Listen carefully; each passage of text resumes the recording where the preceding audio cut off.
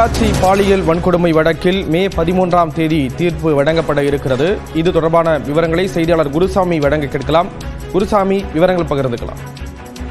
ஸ்ரீராம், பொள்ளாச்சி பாலியல் வழக்கு தமிழகம் முழுவதும் மிகப்பெரிய அளவில் அதிர்வலைகளை ஏற்படுத்தியிருந்தது. இந்த வழக்கு முதலில் தமிழக போலீசார் விசாரித்து வந்த நிலையில் பின்னர் இந்த வழக்கானது சிபிஐக்கு மாற்றப்பட்டிருந்தது. இந்நிலையில் இந்த பொள்ளாச்சி பாலியல் வழக்கில் தற்பொழுது வழக்கு விசாரணையானது தொடர்ச்சியாக நடைபெற்று வந்த நிலையில் தற்பொழுது இந்த வழக்கு விசாரணையானது நிறைவடைந்திருக்கிறது. இதனைத் தொடர்ந்து பொள்ளாச்சி பாலியல் வழக்கில் வரும் 13ஆம் தேதி மே மாதம் 13ஆம் தேதி இறுதி தீர்ப்பு வழங்கப்படும் என மகளிர் நீதிமன்ற நீதிபதி நந்தினி தேவி அறிவித்திருக்கிறார். இந்த வழக்கை பொறுத்தவரை இந்த வழக்கில் இதுவரை 9 பேர் கைது செய்யப்பட்டிருக்கிறார்கள்.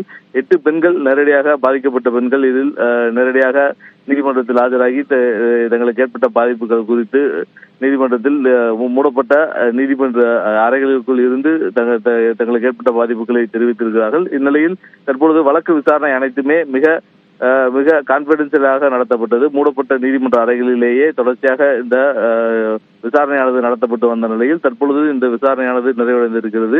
சிபிஐ தரப்பில் சேகரிக்கப்பட்ட அனைத்து ஆவணங்கள் உள்ளிட்டவையும் நீதிமன்றத்தில் சமர்ப்பிக்கப்பட்ட நிலையில் அது தொடர்பான வாத பிரதிவாதங்கள், குறுக்கு விசாரணை என அனைத்தும் நிறைவடைந்திருக்கக்கூடிய நிலையில் தற்பொழுது இறுதி தேதியானது அறிவிக்கப்பட்டிருக்கிறது. வரும் 13ஆம் தேதி மே மாதம் 13ஆம் தேதி இந்த வழக்கில் தீர்ப்பு வழங்கப்படும் என தெரிவிக்கப்பட்டிருக்கிறது.